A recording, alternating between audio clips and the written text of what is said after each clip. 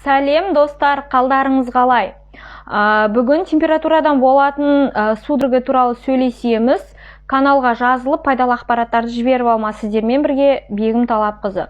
Мұндай кезде не істейміз? Жедел түрде баланы бір жақ жанына қарай қисайтамыз.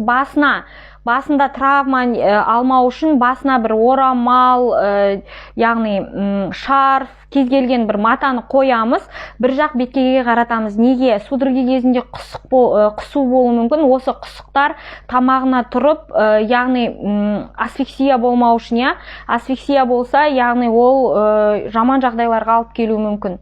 Асфиксия дегеніміз, яғни сол құсықтың тамаққа тұрып, тыныс алу жолын бөгеп қалуы мүмкін. Сондықтан жедел түрде, яғни судорога басталған кезде баланы бір жақ жан беткейіне қаратасыз, басына мамық, мата немесе шарф қоясыз. Үйде температураны түсіретін свеча болса, свечаны тікшекке қоямыз. Яғни ашып тікшекке свечаны қойып, сосын екі құйрығын осылай қысып ұстап тұрамыз қолмен. Сол кезде свеча шығып кетпейді.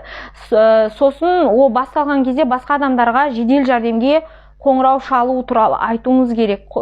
Жедел жәрдемді осылай күтуіңіз керек.